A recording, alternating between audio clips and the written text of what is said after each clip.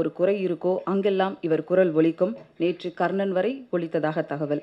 அரசியல், சமூகம், கலை மூன்றிலும் முழு ஈடுபாடாய் பயணிப்பவர் நெசவாளி தொழிலாளியாய் தன் இயல்பான நடிப்பால் நெஞ்சம் தைக்கப் போகிறார் சங்கத் தமிழனில். அரசியலாளர், பாடகர் நம்ம சிதம்பரத்தின் அப்பா கருணாஸ் அவர்களை இப்போது பேச அழைக்கிறோம். எல்லாம் நல்லா இருக்கீங்களா? ரொம்ப வருஷம் ஆச்சு இந்த மாதிரி சினிமா ஃபங்க்ஷனில் மேடையில் ஏறி. கரெக்டாக இருந்துச்சுன்னா ஒரு 4 வருஷத்துக்கு மேலே ஆயிடுச்சு. எல்லாத்துக்கும் குரல் கொடுக்குறேன். எவனோ கொடுக்குற குரல்லாம் என் குரல்னு சொன்னாக்க அதுக்கு எப்படின்னு தெரில. அவங்க வாட்ஸ்அப்பில் வரதெல்லாம் உண்மை நினச்சிக்கிறாங்க. அது மாதிரி ஒன்று பரவிட்டுருக்கு, ஒரு நல்ல தவறான ஒரு கலாச்சாரம். யார் மேலே வேணாலும் என்ன வேணாலும் சொல்லிக்கலாம் அப்படிங்கிற ஒன்று. அது வருங்காலத்துக்கு நல்லதாக இருக்காது. நேற்று இரவு படப்பிடிப்பில் தொழிலாளர்கள் ஒரு மிகப்பெரிய விபத்து நடந்திருக்கு. அதில் ஒட்டுமொத்தமாக இங்கே இருக்கக்கூடிய எல்லாருமே அந்த இறந்த ஆத்மாக்களுக்கும் அடிபட்டு இருக்கக்கூடியவங்களும் நலமாக வீடு திரும்புறதுக்கு இறைவன்கிட்ட பிரார்த்திக்கணும். இந்த நிகழ்ச்சியை பொறுத்த வரைக்கும் இயக்குனர் வெற்றிமாறன், இயக்குனர் மணிமாறன், இவங்க 2 பேரும் எனக்கு ரொம்ப வருஷமாக தெரியும். பாலு மகேந்திரா சார் படத்தில் நான் அது ஒரு கணாக்காலத்தில் நடிக்கும் பொழுதுலேருந்து தெரியும். அன்னையிலேருந்து இன்ன வரைக்குமே எங்களுக்குள்ள ஒரு நட்பு தொடருது. அதில் குறிப்பாக வெற்றிமாறன் மணிமாறன் டிஸ்கஷன்னா செப்பாவது கூப்பிடுவாங்க, இங்கே இருக்குன்னு சொல்லுவாங்க. நான் அப்படி போவேன். போனால் 2 பேரும் அடிச்சுக்கன்னா கையில் இல்லை, வார்த்தையில் சவுண்டு பார்த்தா இப்போ நிறைய நல்ல வார்த்தைகள்லாம் நிறையா வரும் சவுண்டு. பார்த்தா ஈரடா டிஸ்கஷன் இப்படி அடிச்சுக்கிறாங்கன்னு சொல்லிட்டு நம்ம கூட வெளில இருந்துச்சு தமுகமாக அடிக்கலான்னு போயிடுவோம். ஆனால் அந்த ஆரோக்கியமான விவாதங்கள் அன்னையிலிருந்து இந்நேர வரைக்குமே இந்த சினிமாவில் என்னமோ நேற்று தான் கிளம்பி ராணிப்பேட்டையிலேருந்து 2 பேரும் கையை பிடிச்சிட்டு வந்த மாதிரியே ஒரு நட்புங்கிறது ஒரு ஆழமான ஒரு நட்பு. அதை புரிந்தவங்களுக்கு தெரிஞ்சவங்களுக்கு நல்லா தெரியும். அதனால் அந்த நட்பு தொடரணும் அப்படிங்கிறத இந்த நேரத்தில் யாரோடைய கண்ணும் பற்றக்கூடாது அப்படிங்கிறதுல நான் நினச்சிக்கிறேன். அதே மாதிரி ரொம்ப நாள் கழித்து ஒரு படம் நடிக்கணும் அப்படின்னு எனக்கு ஆசையாக இருந்துச்சு. ஏன்னா என்னை விட பயங்கரமாக சட்டமன்றத்தில் எல்லாம் நடிக்கிறதுனால நம்ம அது சரியாக வராது, நம்ம எங்கிட்ட வந்துடுவோம், திரும்பி நம்ம லைனுக்கே போயிடுவோம் அப்படின்னு ஒரு முடிவு எடுக்கும் பொழுது நான் சினிமாவில் நிறையா ட்ராவல் பண்ணியிருந்தாலும் கூட அதில் எனக்குன்னு பிடிச்சவங்க, அதாவது இந்த போலித்தனம் இல்லாமல் ரொம்ப நடிக்காமல் சும்மா அந்த ஃபார்மாலிட்டியாக பேசுகிறது இல்லாமல், அந்த மாதிரி இந்த ஆர்டிஃபிஷியலே இல்லாமல் யதார்த்தமாக எப்போதும் போல் ஒரே குணாதிசயமாக நான் பார்க்குற சில பேர்களில் ஒருவர் வெற்றிமாறன். அந்த விதத்தில் நான் அவர்கிட்ட போயிட்டு நான் மறுபடியும் நடிக்கலான் இருக்கேன், எனக்கு ஏதாவது ஒன்று பண்ணணும் அப்படின்னு சொல்லி நான் கேட்கும் பொழுது தான் மணிமாறன் எல்லாம் உட்காந்து டிஸ்கஸ் பண்ணும் பொழுது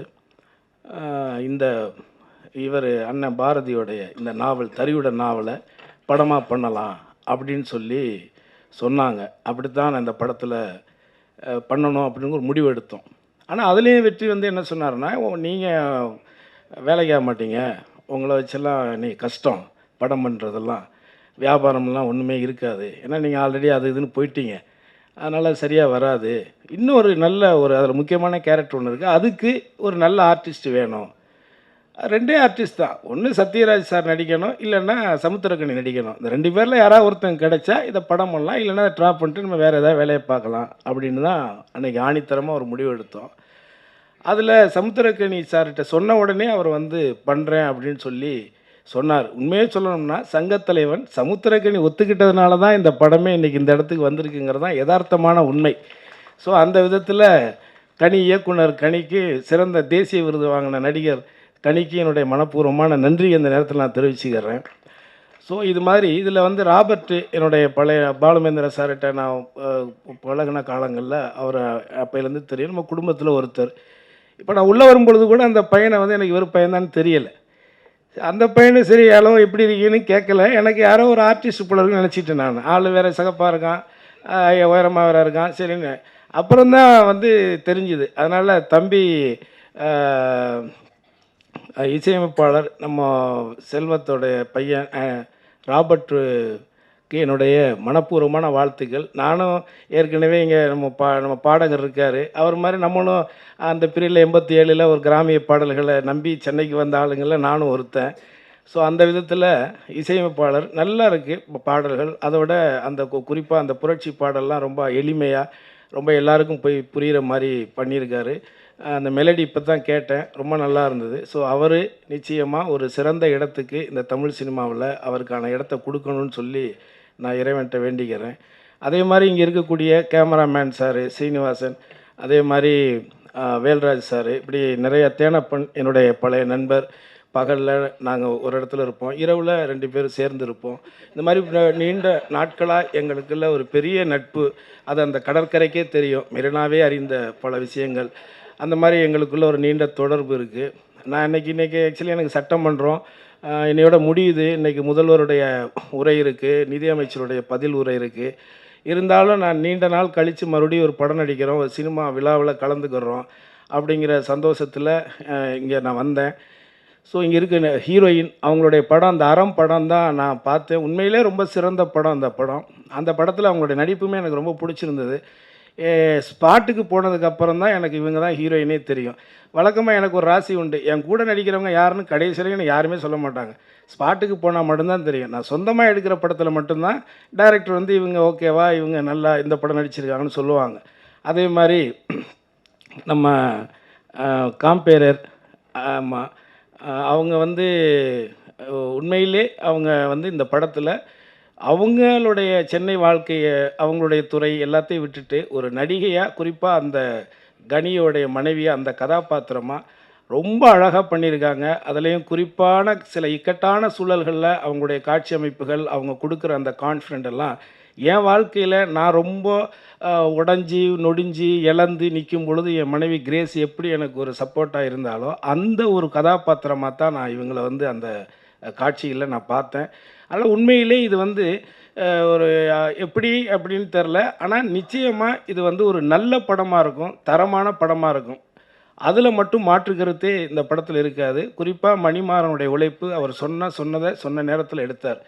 ஸோ இது எல்லாத்துக்கும் மூல காரணம் இவங்கெல்லாம் சேர்ந்து இன்றைக்கி இந்த இடத்துல இருக்கிறோம் அப்படின்னு சொன்னால், இந்த படத்தை எடுக்கிறதுக்கு ஒருத்தர் வேணும் அப்படின்னு வெற்றி சொல்லும் பொழுது, என்னுடைய நண்பன் உதயா, நானும் இவனும் பல்லாவரத்தில் பான்பராக்கு வழி இல்லாமல் சுற்றின காலத்திலேருந்து நாங்கள் 2 பேரும் நண்பர்கள்.